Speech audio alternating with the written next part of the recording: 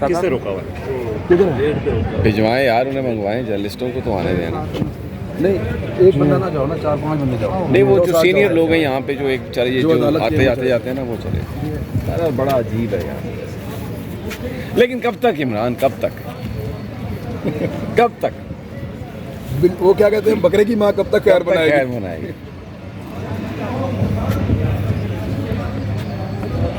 دن سے نہیں ہے یہ داؤ پہ آئے تھے کہ تھوڑی معیشت سنبھل گئی ہے, 80 کے کم سدھا کر دیں گے, داؤ لگانے آئے تھے. اور ان کا یہ خیال تھا کہ 4 ہو جائے گی, 5 ہو جائے گی. یہ خیال تھا کہ عمران کے خلاف بیانیہ بک جائے گا. وہ سارا دیکھیں نا, وہ کہتے ہیں نا مین پرپوزز گاڈ ڈسپوزز. اللہ کی ذات جو ہے وہ اس کی پلاننگ سب سے بڑی ہے. اچھا میں اس میں نا ایک بڑی مزیدار چیز ہے, جب اللہ تعالیٰ کسی کی مدد کر رہا ہوتا ہے نا, یعنی آپ کی مدد اللہ رب العزت کر رہے ہیں, آپ کے مخالف کو تو سمجھ نہیں آئے گی, آپ کو خود بھی سمجھ نہیں آتی. صحیح بات, یہ کیا ہو رہا ہے میرے ساتھ. راجہ صاحب میں تو ایک اسٹوڈنٹ ہوں آپ سے. نہیں, اور میں نے واقعی میں آپ کی ہمت کو میں داد دیتا ہوں. انہوں نے سارے جرنیلوں کی کتابیں پڑھ دی. وہ کتابیں سر لکھی ہوئی ہے تو دیکھیں سر, نارمل کتاب پڑھنا بڑی بات ہوتی ہے, نارمل کتاب پڑھنا. آپ نے جرنیلوں کی پڑھ دی سر, وہ تو یہ بڑی ہمت ہے. جب ریٹائرڈ جنرل کتاب لکھتا ہے تو آپ کو پتا ہے اس میں کتنی محنت ہوتی ہے, کتنی ارکریزی ہوتی ہے. سر میں نے جسٹس صاحب کی نہیں پڑھی ہے. وہ ساری سچ کتنا لکھتا ہے اس میں سر, وہ اس کو بلکہ کسی کا کچھ جاگتا ہے تو وہ لکھتا ہے نا بیچارہ. وہ تو ایسے ہی ہے. ان کے کمرے میں آج بھی کوئی 6-7 من کتابیں پڑھی ہوں گی. 6-7 من کتابیں میں جاتا رہتا ہوں, 1-2 دفعہ فوٹو بھی ان کی بنا کے نا اپلوڈ. راجہ صاحب نے اچھی دل لگی جو ہے نا وہ لگائی ہے. کتابیں. اور ایک اور اچھی چیز یہ ہے کہ راجہ صاحب کو یاد رہتا ہے کہ کہاں پہ کیا لکھا ہوا ہے. ہاں یہ تو ماشاءاللہ میموری اس حوالے سے راجہ صاحب کو یاد رہتا ہے. راجہ صاحب ٹک کر کے وہ صفحہ کٹ دینے, اتوں وہ ایگزیکٹلی وہی جملے چک دینے تھے, وہ منہ تے مار. نہیں سر, میں جب فیلڈ میں صحافت نہ ذاکر رہا ہے تو مجھے وہ صفحہ نہیں لکھتا, لیکن مجھے پتہ ہے کہ وہ فلاں کتاب میں فلاں چیز لکھی ہوتی ہے تو وہ آپ اس کو کوٹ کر میں وہ تو جب فیلڈ میں تو پھر آپ کی پریکٹس ہو جاتی ہے.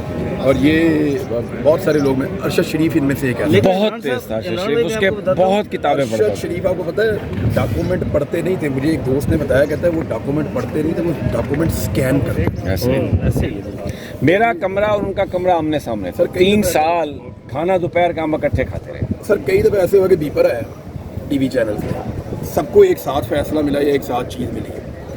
ہم ابھی اس کو اسٹڈی کر رہے تھے, 3 صفحے دے گئے ہیں, ارشد شریف صاحب نے سارا پڑھ کے تھے انہوں شروع بیپر بھی دیتا ہوں. وہ اس کی اسکیننگ کیپیسٹی بہت زیادہ. دوسرا یہ ہے کہ وہ ایشو کو اتنا پڑھتا تھا کہ جب کوئی فیصلہ آتا تھا نا تو اس کو سارا پڑھنے کی ضرورت نہیں ہوتی تھی, وہ سیدھا آپریٹو پارٹ کی طرف جاتا تھا کہ کون سے ایشو کو کیسے آپ نے سیٹل کیا, تو وہ اڑا دیتا تھا. پھر جو کا جو فیصلہ ہے نا, اس نے مظلوموں کے زخموں پر نمک چھڑکا اور ظالموں کو تقویت اور شہد. اچھا میں جب آیا نا کل آ رہا تھا تو مجھے لگا کہ میں آپ سب کے ساتھ جا کے ڈنر کروں گا اور آپ لوگ سارے سیلیبریٹ کر رہے ہوں گے. رستے میں جو مجھے وہ نیوز آ رہی تھی نا عدالت سے, وہ اسی طرح کی آ رہی تھی. آرگیومنٹ اسی طرح تھے کہ ڈسچارج میں جاؤں گا تو آپ سارے سیلیبریٹ کر رہے ہوں گے اور میں آپ کی خوشیوں میں شامل ہو جاؤں گا. یعنی یہ پہلی دفعہ ہے کہ صحافی کو آپ نے 780 میں ایک نیا دروازہ کھولنے کی کوشش. اچھا میرے پہ نا اسی حکومت نے 2009 میں دہشت گردی کا پرچہ دیا ہوا ہے. میں ایک پولیس اسٹیشن میں کوریج کر رہا تھا تو انہوں نے میرے پہ پرچہ دے دیا کہ دہشت گرد ہے یہ. وہ پھر سارے صحافی بیٹھے تو اس وقت پھر اس جو گورنمنٹ تھی 2009-10 کی بات ہے, یہ رانا ثناء اللہ تھے وزیر قانون پنجاب کے اور شہباز شریف وزیر اعلیٰ تھے, یہی جوڑی وہاں پہ بھی تھی. انہوں نے میرے پہ اس وقت دہشت گردی کا پرچہ دیا تھا اور پھر انہوں نے 2-3 دن کے بعد واپس لے لیا.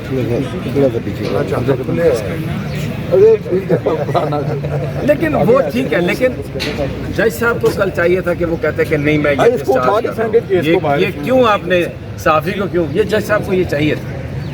لیکن ظاہر ہے ہم صرف فیصلے پہ بات کر سکتے ہیں, ججز کے کنڈکٹ پر نہیں کر سکتے. آئین اور قانون ہمیں اس بات کی اجازت نہیں دیتا, but we can discuss the impact of any verdict on the society. لیکن میاں صاحب نے بڑا اچھا لوگوں کو نا علی تو ماشاءاللہ دیکھیں, ایک تو اس کیس کے اندر ہے کچھ نہیں. مجھے جو انفارمیشن تھی وہ یہ تھی کہ پرسوں مریم نواز نے ایک بیانیہ بنایا تھا صبح ان کے میڈیا سیل میں. جی وہ ہمارے کچھ صحافی دوستوں نے بھی اس کو اٹھایا تھا.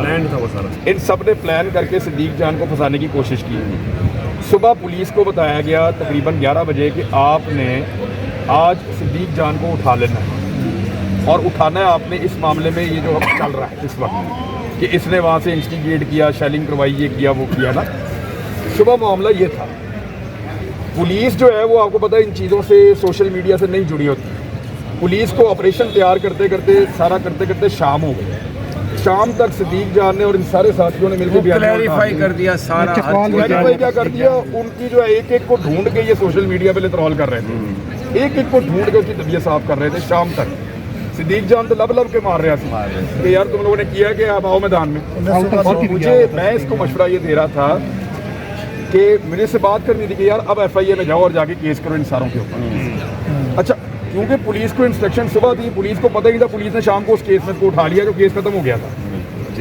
اب ہوا کیا کہ رات کو ان کو جب اٹھایا تو ان کو احساس ہوا کہ وہ تو بیانیہ اڑ گیا, اور جب صدیق کو انہوں نے اٹھایا ہوگا اس نے بھی بتایا ہوگا بھائی جی کس کو اٹھا لائے ہو مجھے, یہ تو فارغ ہو چکا ہے. پھر ان کے پاس کوئی بیانیہ نہیں تھا اگلا کہ اب اس پرچہ دینا کس چیز کا ہے, ایف آئی آر کیا دیں. انہوں نے بڑی اس رات بڑی انہوں نے آپس میں بات چیت کی کہ کیا کریں آپ, ان کر یہ کی. آپ کو پتا کل اتنا لیٹ کیوں پیش کیا ہے؟ یہ کل پلان کرتے رہتے ہیں کہ عدالت میں جا کے رکھیں گے کیا, ہمارا موقف کیا ہونا. ان کو تیاری کرنے میں کل ٹائم لگا, ورنہ سمی بھائی صبح 9-10 بجے بندے کو لے آتے ہیں. یہ ایکچولی تیاری کر رہے تھے کہ اب کہنا کیا عدالت میں جا کے, کیونکہ بیانیہ تو الٹ گیا.